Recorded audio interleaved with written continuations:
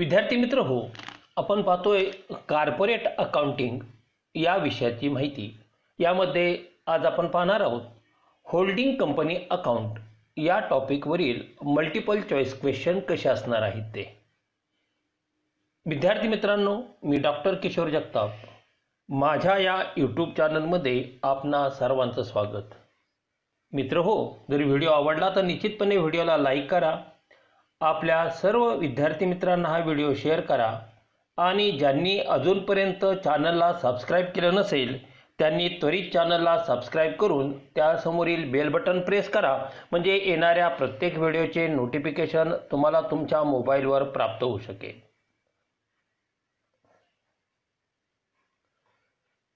Holding company account multiple choice question कसे असणार आहेत याचा आढावा आपण या व्हिडिओमध्ये घेत आहोत।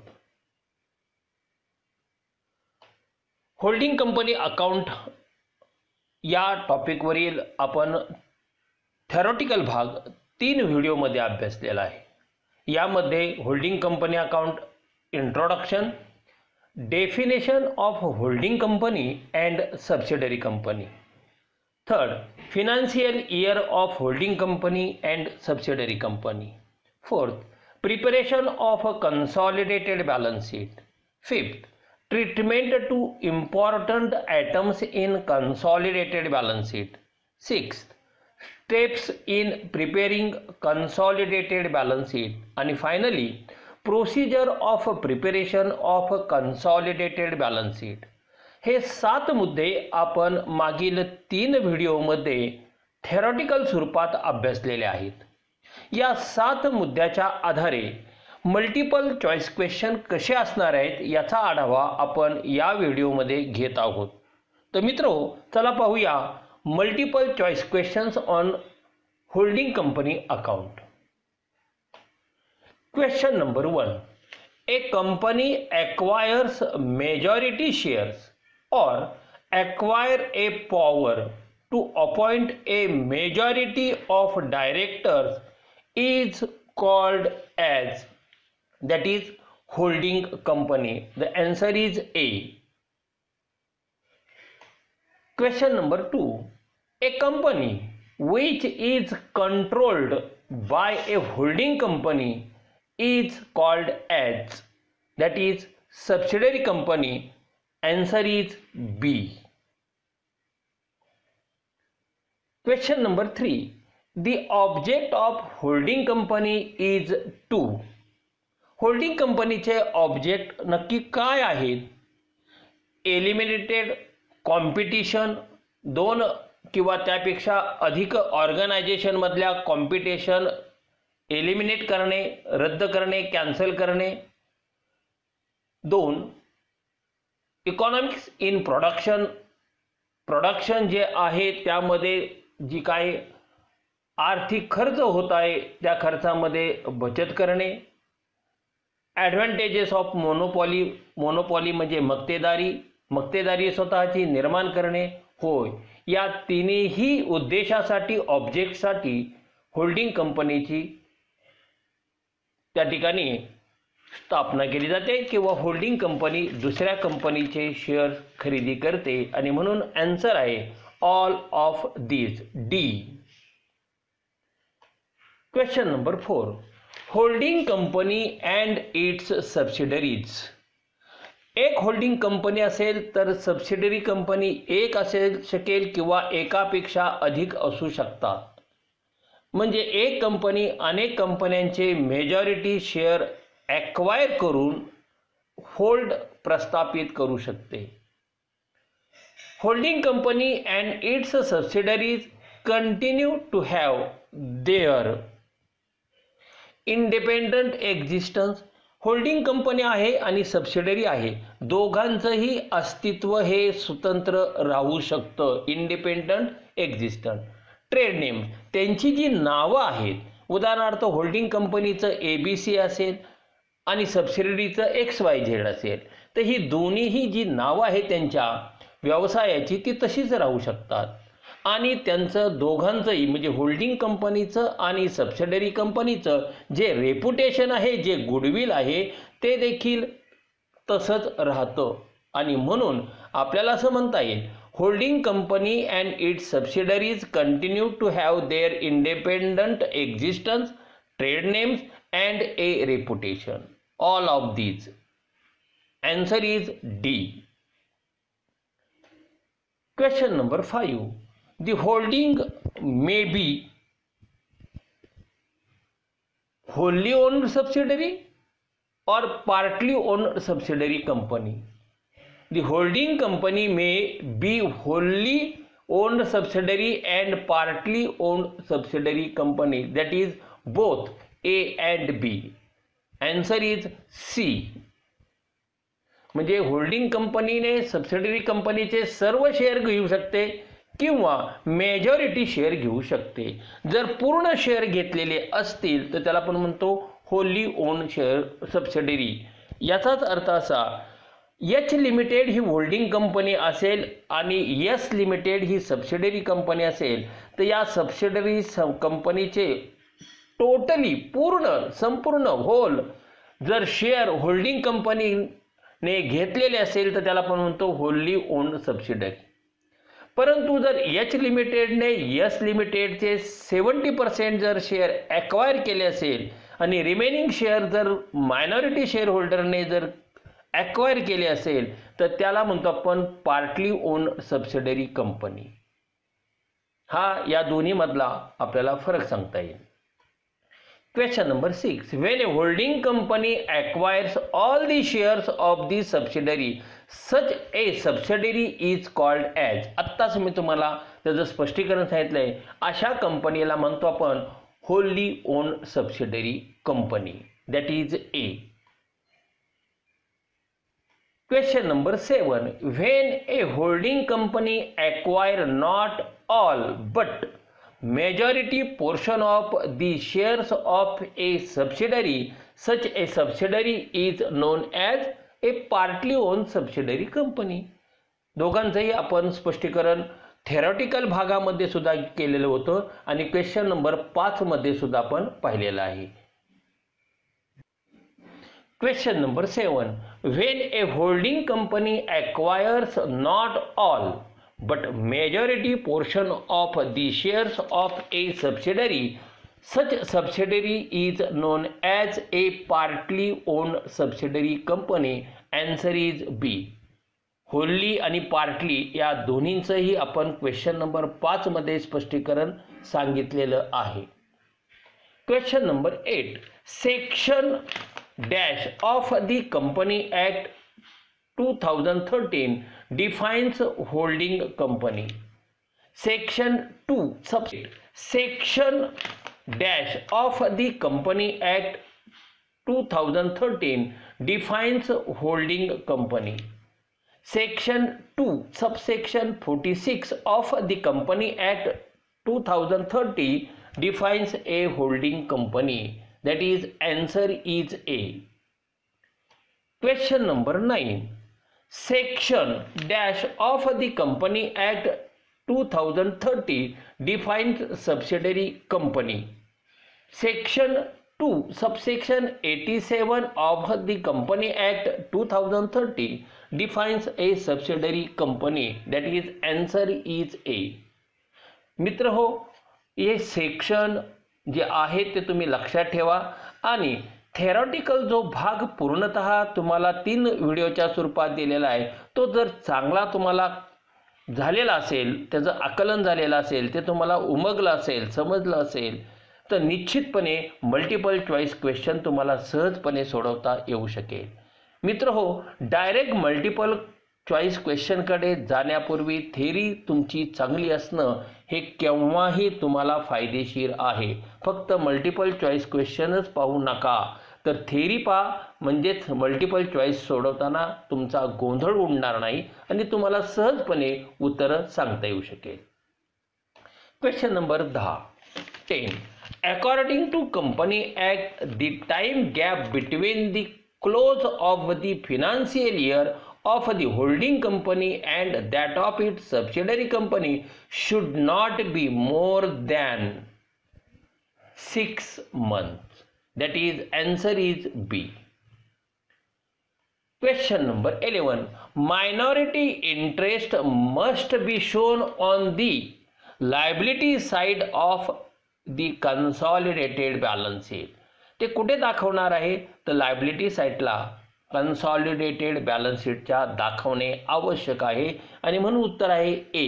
कारण मायनॉरिटी इंटरेस्ट याचा अर्थ मायनॉरिटी शेअर होल्डरचा सहभाग, शेअर होल्डरचा जो फंड असेल तो त्या कंपनीची लायबिलिटी असते, म्हणून आपण शेअर कॅपिटल कुठं मानतो लायबिलिटी साइडला.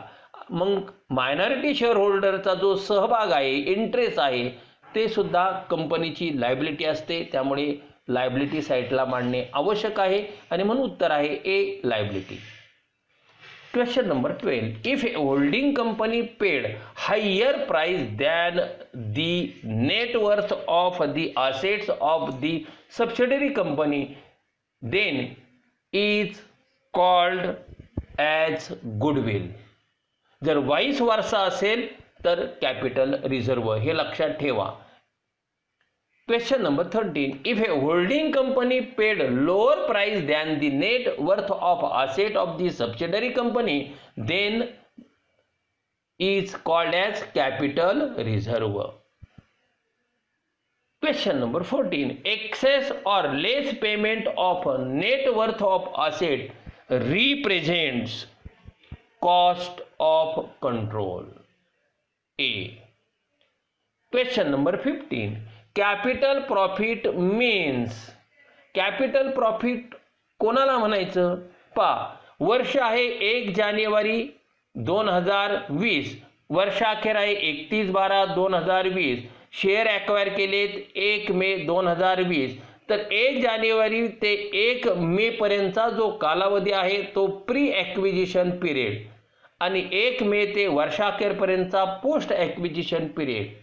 आणि म्हणून ॲक्विजिशन करण्यापूर्वीचा जो प्रॉफिट असतो त्याला आपण प्री ॲक्विजिशन प्रॉफिट असं म्हणू शकतो आणि त्यालाच नाव आहे कॅपिटल प्रॉफिट आणि म्हणून आन्सर आहे ए.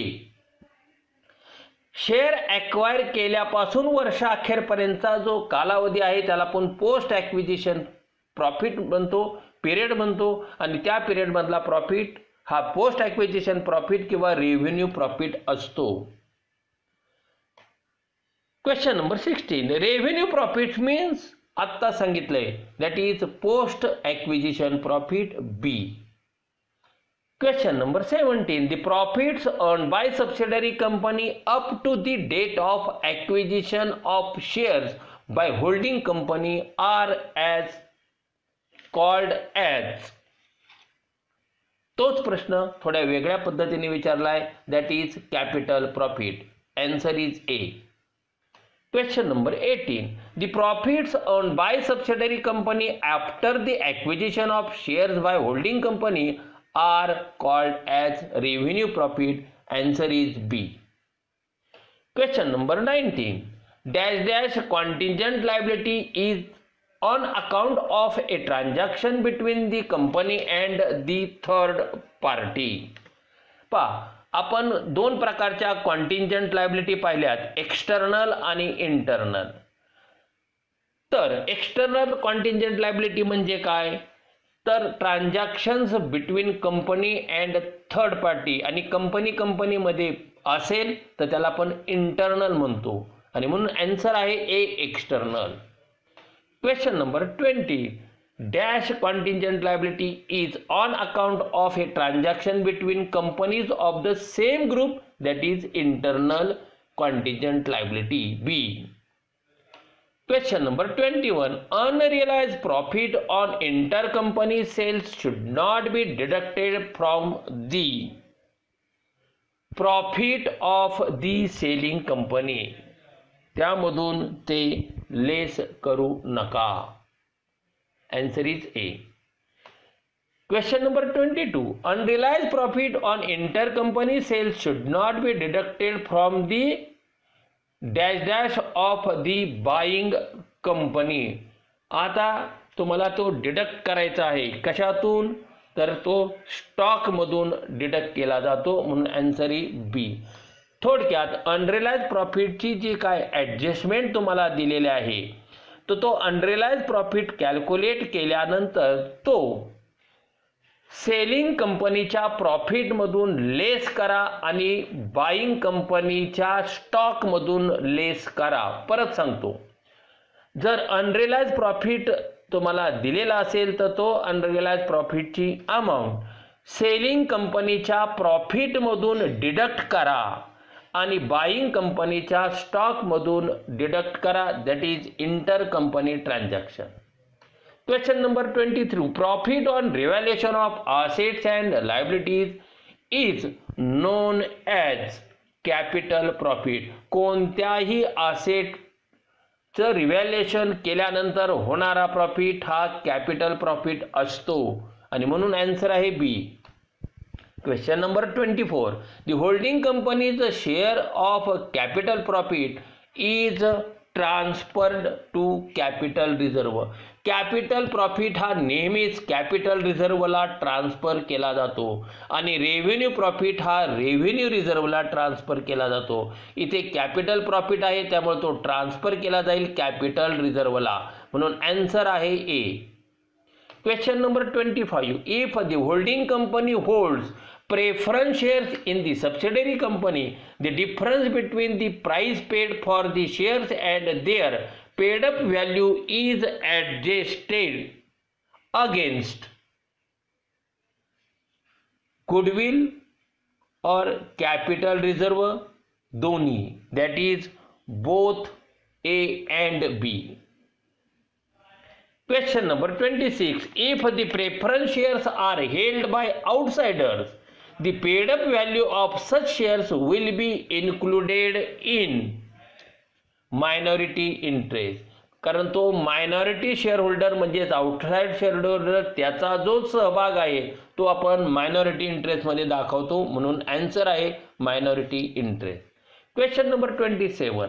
The subsidiary company may issued bonus shares out of pre acquisition profit and reserve, post acquisition profit and reserve, both, दोन्हीही मधून त्यांना बोनस शेअर इश्यू केले जाऊ शकतात, म्हणून आन्सर आहे C, both A and B. Question number 28. Provision for taxation in the books of the subsidiary company should be taken to the consolidated balance sheet and be shown on the, कुठे दाखवणार ते, liability side, म्हणून answer आहे A. Question number 29. While preparing the consolidated balance sheet, sum owned by holding company to subsidiary company and vice versa should be eliminated. Intercompany transaction जर असतील त्याचा theoretical भागमध्ये डिटेलमध्ये तुम्हाला स्पष्टीकरण सांगितलेलं आहे. ते दोन्हीही debtors creditors BR bills payable हे तुम्ही एलिमिनेट करणं आवश्यक आहे. Question number 30. If the cost price of shares is rupees 10,000 and selling price is rupees 12,000, then the profit or loss or no profit or no loss, selling 12,000 आहे आणि cost आहे 10,000, तर 2,000 तुमचा काय झाला, प्रॉफिट झाला. आन्सर ए, प्रॉफिट 2,000. विद्यार्थी मित्र हो, पुढील आपण टॉपिक हा अकाउंटच्या कॉर्पोरेट अकाउंटिंगच्या पुढील व्हिडिओमध्ये पाहणार आहोत. विद्यार्थी मित्रांनो, जर व्हिडिओ आवडला असेल तर व्हिडिओला लाईक करा, आपल्या सर्व विद्यार्थी मित्रांना हा व्हिडिओ शेअर करा आणि ज्यांनी अजूनपर्यंत चॅनलला सबस्क्राईब केलं नसेल त्यांनी त्वरित चॅनलला सबस्क्राईब करावं आणि त्यासमोरील बेल बटन प्रेस करा. विद्यार्थी मित्रांनो, माझा ईमेल आय डी या ठिकाणी दिला आहे. तुमच्या जर काही कमेंट्स असतील तर तुम्ही कमेंट्स या ईमेल आय डीमध्ये त्या ठिकाणी निश्चितपणे नोंदवा. तर मित्र हो, तुम्हाला व्हिडिओ कसा आवडला हे जरूर कळवा. धन्यवाद.